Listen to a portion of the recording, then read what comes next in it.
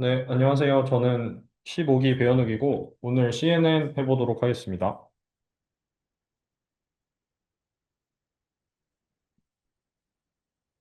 우선 순서는 다음과 같은데, 그 컴퓨터 비전에 대해서 기본적인 사항들을 좀 살펴보고, CNN의 기초 지식과, 그 다음에 CNN이 어떻게 활용될 수 있는지 네 가지 분야에 걸쳐서 봐보도록 하겠습니다. 그래서 우선 프리뷰인데요. 컴퓨터 비전이란 이미지나 영상에서 유의미한 정보를 추출해서 컴퓨터가 인간과 유사한 시각적 인지 능력을 갖도록 하는 기술이고, 뭐 대표적인 세부 분야에는 이미지 분류가 있고, 오브젝트 디텍션, 또 이미지 캡셔닝 등등이 있습니다. 근데 여기서 핵심은 저희가 직관적으로 이미지를 보는 것처럼 컴퓨터는 볼 수 없기 때문에 다 숫자로 변환을 해야 한다는 점에 있습니다. 네, 뭐 예시 사진들인데 저희 오늘 빨리 해야 되니까 건너뛰도록 하겠습니다. 그래서 CV가 왜 어렵냐면 여러 가지 차이들이 존재하는데요. 예를 들어서 관점이 달라지면은 똑같은 사진을 묘사하고 있는 것이더라도 컴퓨터 입장에서는 매우 다른 사진처럼 보이고 뭐 어클루전 가림이나 조명 그리고 클래스 내 변동처럼 똑같은 고양이 사진이지만 종에 따라서 아주 다른 사진인 것을 볼 수 있습니다. 그래서 이런 것들이 컴퓨터가 이해하기에는 매우 어렵기 때문에 저희가 잘 조작을 해줘야 하는 것인데 그 좋은 피처라 함은 관점 이런 아까 나왔던 이런 문제점들에 대해서도 불변한 특징이 있고 예를 들어서 모서리 같은 것이 될 수가 있고요. 반복적으로 사용 가능하고 명확하게 대상을 구분할 수 있어야 합니다. 그래서 이런 좋은 피처를 추출하는 것이 컴퓨터 비전과 이 모델의 성능의 핵심적이라고 이해할 수 있겠습니다. 그래서 우선적으로 기존의 컴퓨터 과학자들은 익스트랙션을, 피처 추출을 수동으로 진행을 했는데, 어, 요즘에는 AI가 있어서 CNN이 이 필터의 값을 자동으로, 이 파라미터들을 자동으로 찾는다는 개념이라면, 과거에는 저희가 사람들이 일일이 테스트 해가면서 어떤 필터가 어떤 역할을 하는지를 알아보는 방식이었습니다. 그래서 뭐 예시는 좀 건너뛰고 한계를 보자면 사람이 직접 어떤 특징을 추출할지 설계해야 하니까 당연히 굉장히 시간이 오래 걸리고 컨버섬하고요. 그리고 환경에 대해서는 또 이런 그 러버스트니스를 갖기 어려울 수가 있습니다. 그래서 저희가 잘 알고 있는 또 지난 시간에도 계속 했었던 인공신경망을 통해서 이 문제를 해결하고자 하게 됩니다. 그래서 우선 뭐 저희가 많이 봤는데 MLP랑 뭐가 있죠? MLP를 저희가 했으니까 넘어가도록 하겠습니다. 그래서 일단 MLP의 한계가 있는데 얘는 그 마지막에 이렇게 다 펼쳐서 표현을 하기 때문에 CNN에 비해서는 훨씬 더 표현력이 떨어져요. 그래서 CNN이 등장을 하게 되는데 CNN에 대해서 설명을 하면 컨볼루셔널 뉴럴 네트워크라고 하고 컨볼루션은 합성곱이라는 뜻입니다. 여기 나와 있듯이 작은 행렬을 이미지 위에서 이동시키면서 유사도를 계산해서 특징을 뽑는 연산을 컨볼루션이라고 하고 이 합성곡 신경망을 CNN이라고 합니다. 그래서 얘가 이미지 분석에 핵심적으로 사용되는 CV에서 아주 중요한 인공신경망입니다. 그래서 등장 이유를 뭐 다시 한번 짚어드리자면 전통 CV에서는 사람이 직접 수동으로 설계를 해야 하기 때문에 아주 취약하고 반면에 CNN은 자동 학습하는 인공지능의 이런 강점을 그대로 가지고 있다고 볼 수 있습니다. 그래서 저희가 보는 것은 이렇게 뭐 귀여운 강아지 세 마리이지만 컴퓨터는 숫자로 변환해서 모든 것을 봐야 하고 벡터로 표현을 하게 됩니다. 행렬이나 벡터로.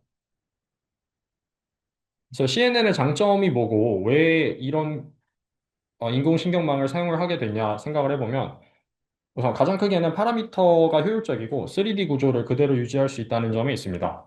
파라미터 수가 대폭 절감하기 때문에 과적합과 연산량에 대한 위험이 감소하고요.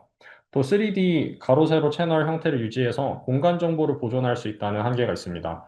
저희가 풀리 커넥티드 레이어, 아까 MLP에서 맨 마지막에서 일자를 쫙 펼쳤던 거를 생각을 하면은 여기서 이 고양이 사진을 이렇게 일자로 쫙 변환을 해버리면 위치 정보가 사라지기 때문에 나중에 이 원본 사진을 복원을 하기도 불가능해지고 CNN의 위치 정보를 그대로 보존할 수 있다는 장점에 비해서는 단점이 도드라지게 됩니다. 그래서 여러 가지 트릭들이 있는데요. 풀링이나 스트라이드 등등을 통해서 해상도를 저희가 원하는 대로 조절을 할 수가 있고 계산 효율은 또 그에 반해서 높일 수가 있습니다. 네, 그래서 방금 말했던 내용이고요. 그래서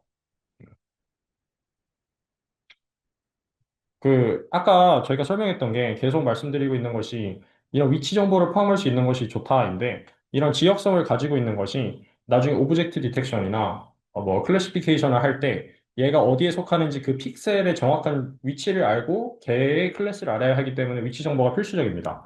그래서 원래 작은 수용 영역부터 시작해서 깊어질수록 이 레이어가 더 깊어질수록 저수준에서 고수준으로 하이 레벨로 가면서 특징을 학습하게 되고 인베리언트 하다는 특징이 있는데 평행 이동을 했을 때 고양이가 왼쪽 구석에 있었다가 오른쪽 구석에 가도 저희는 이게 고양이라는 것을 빨리 알아차릴 수 있지만 컴퓨터 입장에서는 어려울 수 있는데 이런 변형에 강합니다. 로버스트하고 또 많이 쓰던 GAP로의 대안을 할 수가 있는데 GAP는 글로벌 에버리지 풀링이라고 전체 평균을 내서 풀링을 하는 방식인데 뒤에서 더 설명드리겠습니다.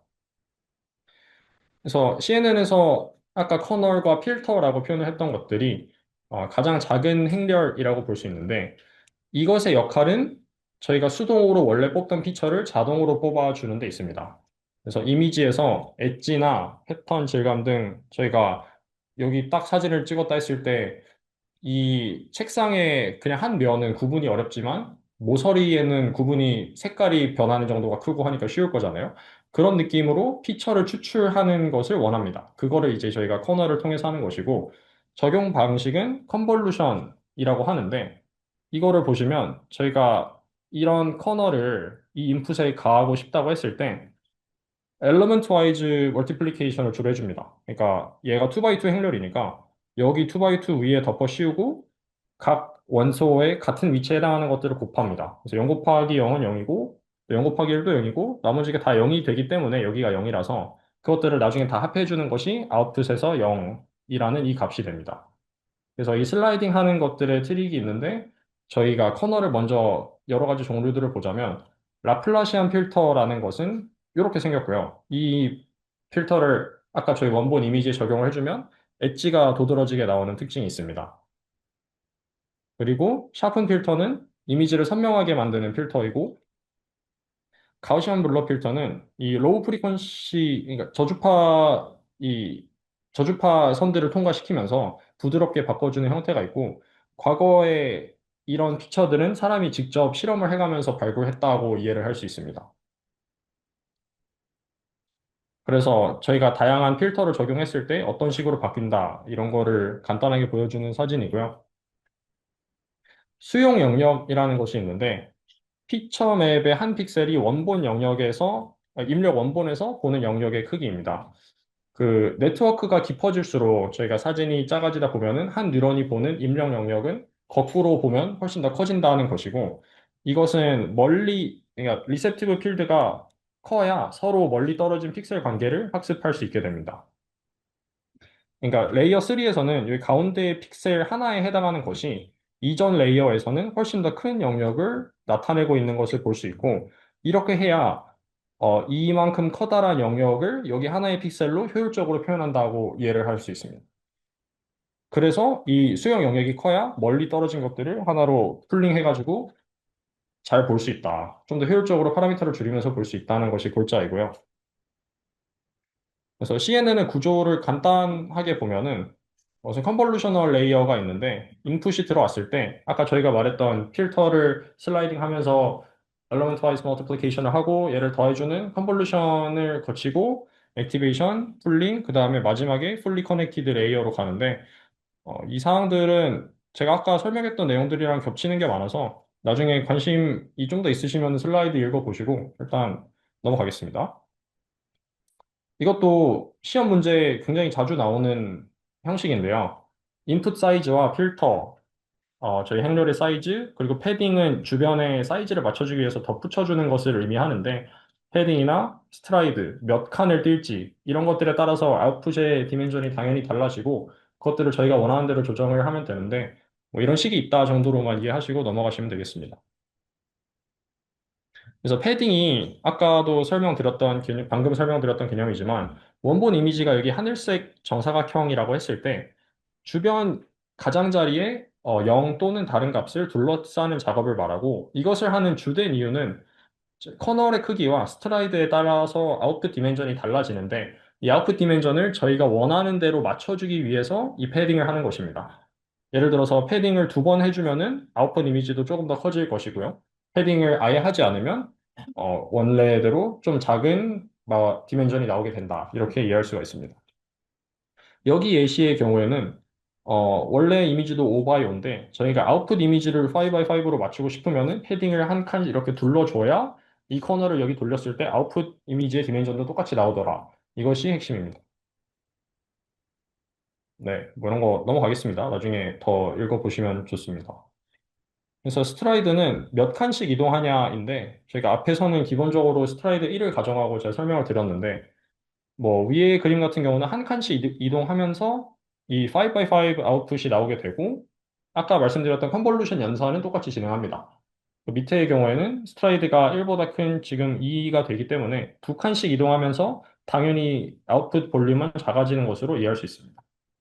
그래서 저희가 풀링을 했을 때와 비슷한 효과라고 하는데 네, 풀링 나오니까 또 설명드리고, 이것도 뭐 비슷한, 아까 여기서 나왔던 식과 아웃풋 디멘전을 계산하는 비슷한 식들입니다. 만약에 컴퓨터 비전 시험 같은 걸 보시거나 하면은 약간 난골 문제로 출제되는 느낌이라서 한 번씩 보고 가시면 좋을 것 같고, 네, 여기선 넘어가겠습니다. 그래서 풀링 레이어가 있는데, 풀링이라 함은 피처 맵의 크기를 줄이면서 핵심 정보만 남기는 다운 샘플링 기법이다. 고 되어 있는데, 이 사진에서는 어떤 풀링을 적용한 건지 생각을 해보시면 각각의 영역에서 가장 큰 숫자만 가지고 왔습니다. 여기 노란색, 주황색, 이 사각형 지역에서는 6을 가져왔고 연두색에서는 8 등등 해서 얘를 맥스 풀링이라고 부르고요. 풀링의 종류도 뭐 민 풀링도 있을 수 있고 에버리지 풀링 등등이 있을 수 있습니다. 얘도 저희가 이미지 크기를 조정하고 핵심 정보만 남기기 위해서 사용한다고 생각하시면 됩니다. 이렇게 되면 장점이 당연히 이 피처 맵의 크기가 줄기 때문에 연산량이 줄어들고요.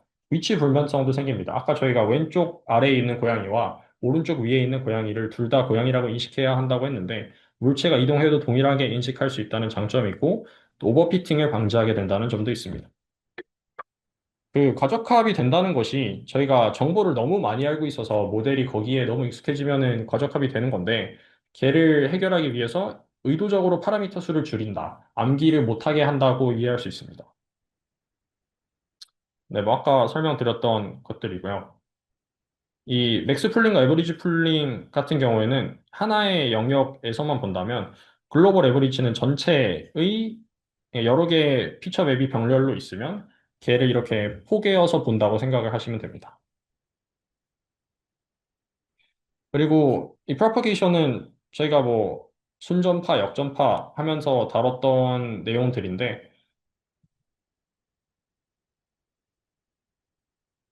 뭐 중요하지 뭐 저희가 했던 것들이라서 별 중요하지 않아 보이고 마지막에 중요한 게 아웃풋으로 소프트맥스 함수를 활용을 하는데 이렇게 되면 클래스별 확률로 변환할 수가 있다. 그래서 저희가 나중에 만약에 다른 태스크를 하고 싶으면은 소프트맥스를 사용하는 것이 아니라 얘를 구조를 달리 해가면서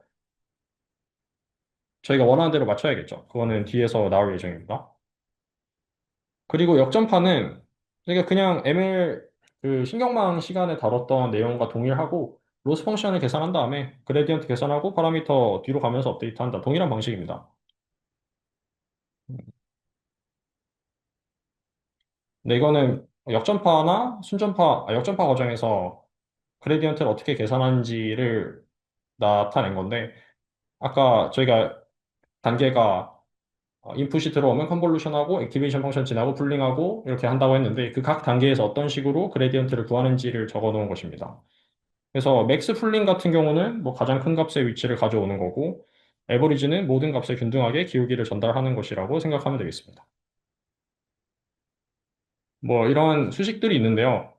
이런 자세하게 오늘 안 하겠습니다. 뭐 읽어보시면 돼요. 기울기도 여러 종류가 있어서 백프로피게이션을 다른 방식으로 할 수 있다. 얘가 약간 이해하기 좋을 것 같아서 영상을 간단하게 가져왔는데 그 실제로 뭐 이렇게 작동을 한다기보다는 CNN을 저희가 처음에 구현했을 때 그냥 이미지 느낌을 비주얼하게 이렇게 이해된다고 보시면 될 것 같습니다. 처음에 사물 입력을 하면은 이 레이어가 쌓이면서 이 CNN이 얘를 구분을 하는 과정을 볼 수 있습니다.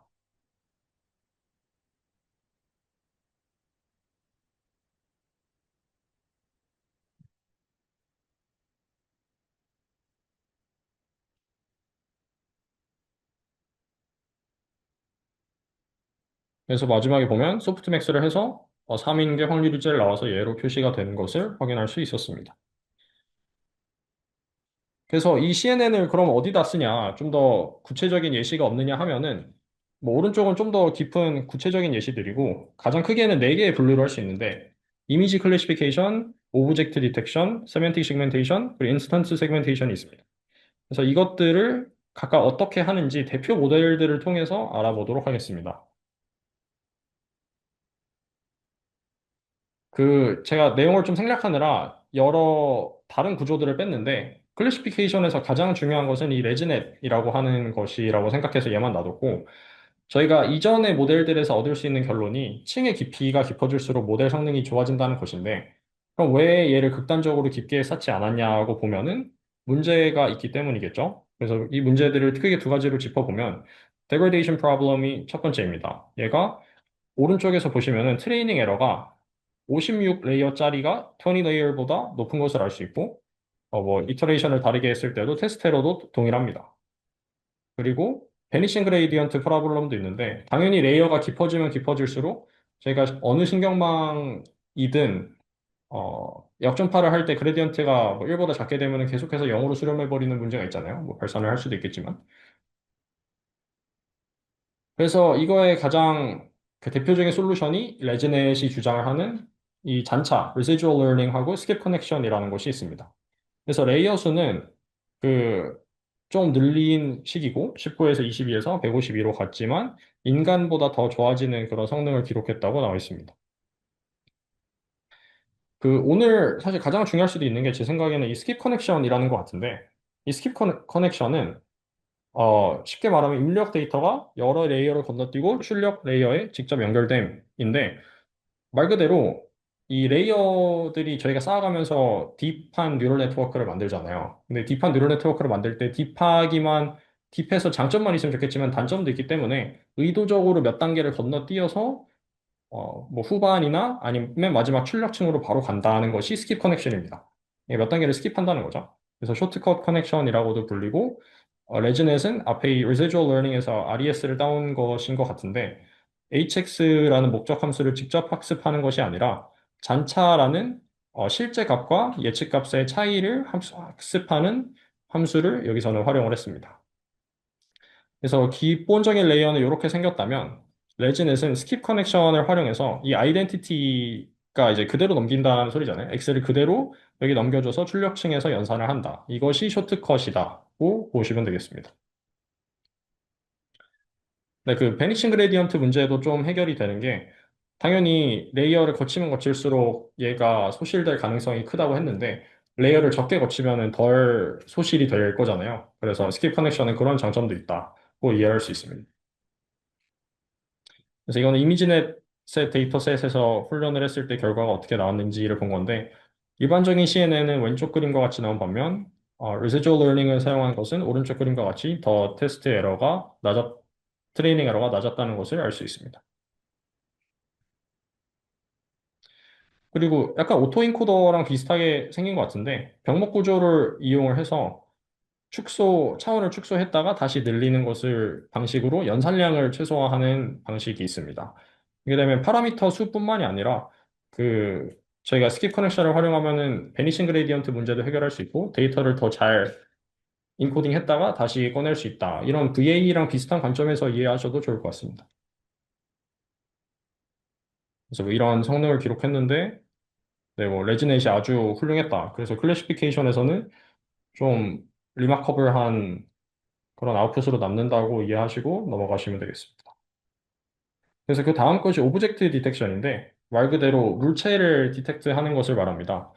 저희 사진에서 뭐 얘는 음식이고 얘는 뭐 박스고 손이 어디 있고 이런 것들을 저희는 바로 알지만 컴퓨터에서는 여러 단계를 거쳐야 하고 입력은 보통 RGB 이미지로 들어가서 출력이 이렇게 박스 레이블로 나오게 되는 것을 알 수 있습니다.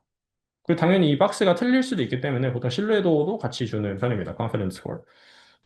그래서 여기서는 RCNN이라는 것을 중점적으로 다뤄보도록 하겠습니다.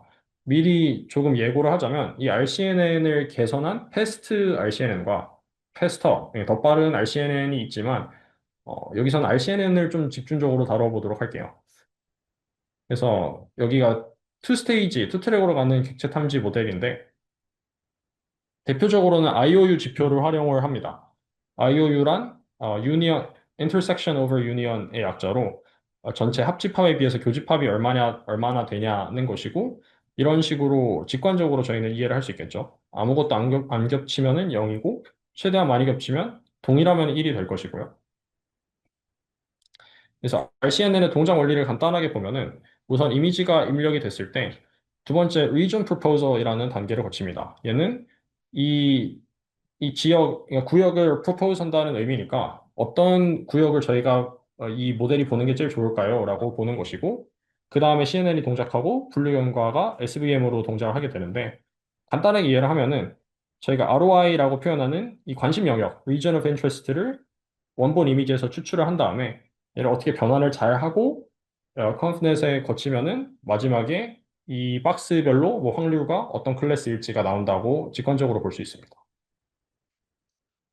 그래서 셀렉티브 서치라는 알고리즘을 사용해서 2천여 개의 이 관심 구역들을 추출을 하고 CNN을 거친 다음에 마지막에 SVM으로 훈련을 하는데 SVM은 특정한 클래스인지 아닌지만 판단하는 이진 분류 모델이기 때문에 여러 개의 모델들을 사용해서 여러 개의 클래스로 분류를 하게 됩니다. 그래서 이 이유는 근데 소프트맥스로 분류하는 것보다 바이너리인 SVM을 여러 개 쓰는 것이 성능이 더 좋았다고 합니다. 그래서 이렇게 하는 것이고 훈련 과정은 보통 두 단계로 진행이 되는데 여기서는 가장 대표적인 이미지넷 데이터로 훈련을 했습니다. 그래서 프리트레이닝과 파인튜닝 단계를 거친 것이고 파인튜닝 과정에서는 클래스 수를 1000개에서 21개로 줄어들이는 성과가 있었습니다. 아까 저희가 사용했던 그 IOU라는 매트릭을 사용해서 이 물체와 배경을 IOU라는 이 수치를 바탕으로 구분을 하게 됩니다. 그리고 SBM은 서포트 백시머치는 저희가 잘 여러 번 봤지만 바이너리한 구분이기 때문에 얘를 여러 개 사용해서 이 클래스인지 아닌지를 구분한다고 생각을 하시면 되겠습니다. 그래서 동일하게 IOU 샘플을 사용을 하고요. 수식 같은 거는 넘어가도록 하겠습니다. 이런 식으로 IOU와 거리를 계산해서 이렇게 한다는 느낌입니다. 박스를 칠 때 저희가 구역을 알아야 되니까요. 근데 RCNN이 문제점이 SBM은 저희가 고려하지 않았던 것인데 따로 훈련을 해줘야 되는 문제가 있고 셀렉티브 서치라는 것을 아까 리전 프로포zal 한데 할 때 한다고 했는데 이렇게 되면 훨씬 더 연산량이 늘어지겠죠. 그래서 CNN이 2000번 동작이 비효율적이라서 패스트 RCNN과 패스터 RCNN이라는 것을 고안하게 됩니다. 그거는 오늘은 다루지 않도록 하겠습니다. 그래서 간단하게만 가지고 왔는데 패스트 RCNN과 패스터 RCNN을 다 지금은 이해하실 필요 없고, 여러 가지 트릭들을 사용해서 RCNN을 훨씬 더 효율적으로 돌릴 수 있다는 것을만 알고 넘어가시면 되겠습니다. 그래서 패스터 RCNN의 경우에는 훨씬 더 짧은 테스트 타임을 기록하고 있는 것을 볼 수 있습니다. 그리고 다섯 번째가 세멘틱 세그멘테이션인데, 아까 이 이미지가 배경이 있고 소들이 이렇게 세 마리 있었던 이미지였어요. 그래서 사진에 있는 픽셀을 어떤 클래스에 해당하는 것인지로 분류를 하는 게 되겠습니다.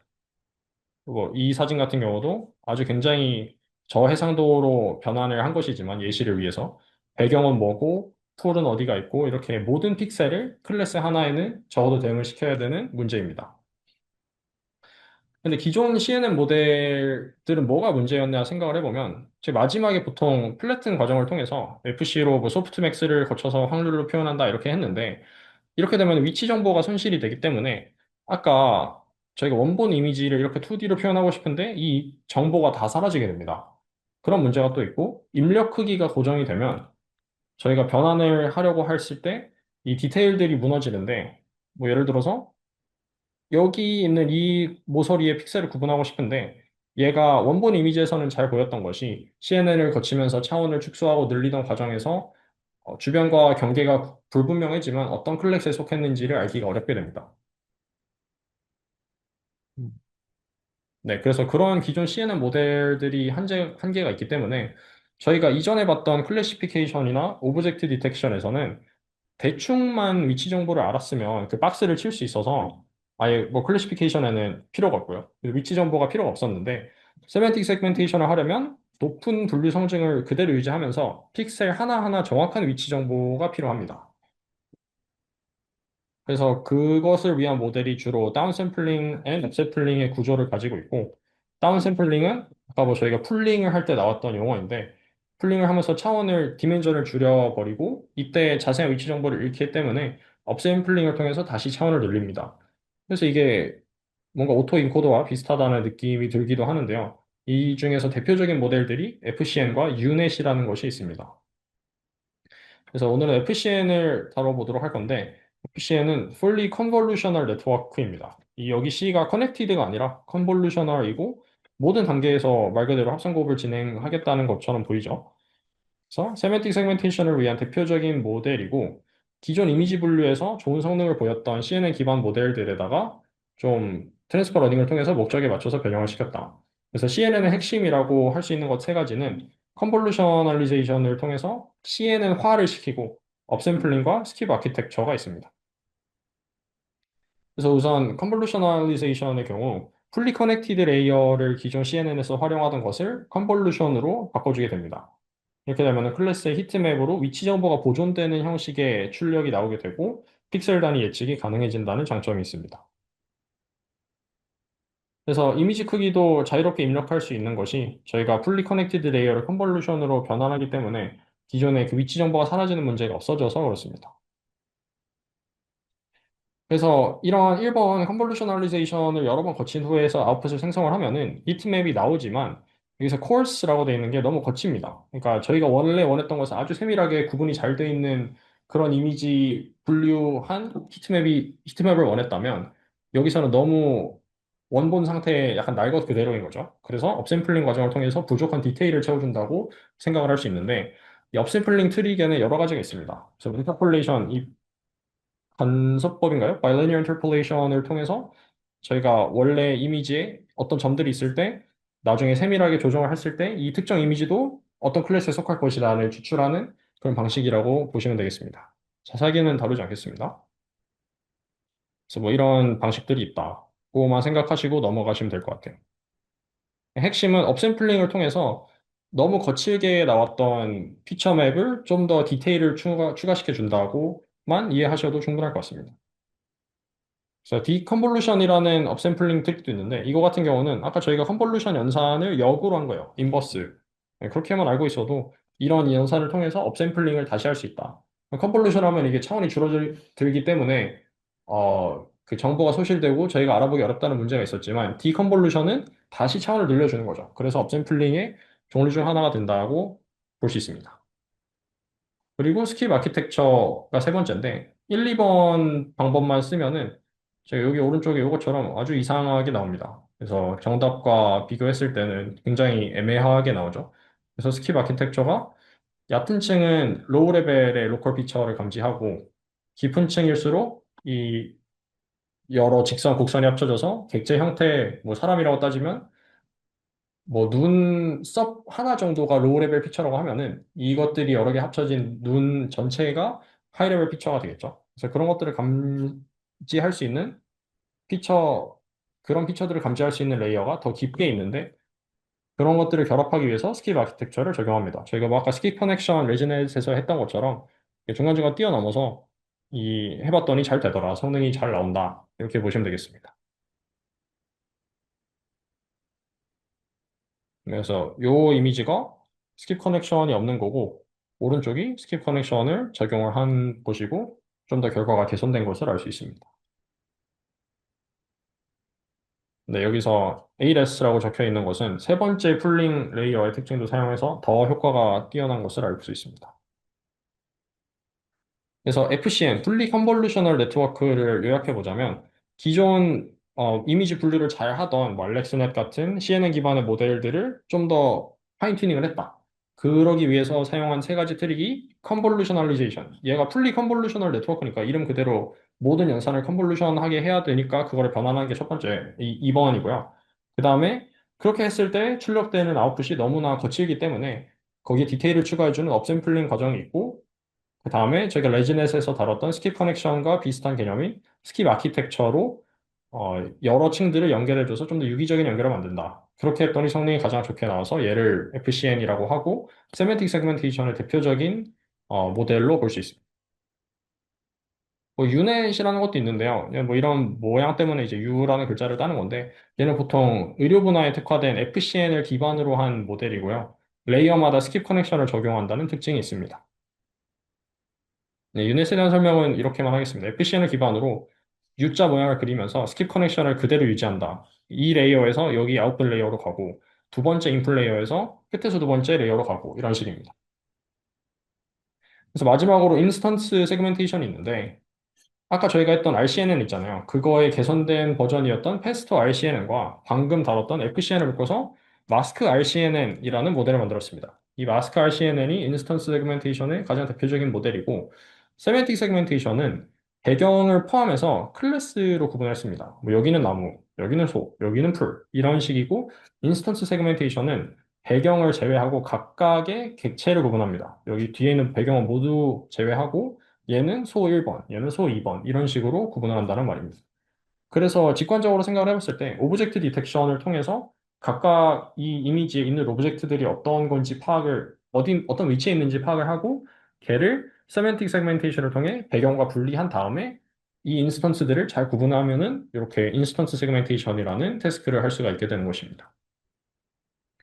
그래서 마스크 RCNN이 저희가 뭐 CNN으로 구분을 잘하는 영상들을 보면 대부분 사용되는 것들인데 이렇게 배경과 구분해서 사람이 여러 명이 있고 뭐 사람과 우산과 가방과 등등을 구분하는 것이 이렇게 마스크 RCNN을 활용한 대표적인 예시라고 볼 수 있습니다. 그래서 페스터 RCNN의 확장 버전이고 기존 페스터 RCNN 구조를 비슷하게 가져가면서 FCN을 폴리 컨볼루셔널 네트워크를 활용한 마스크 브랜치를 추가하게 됩니다.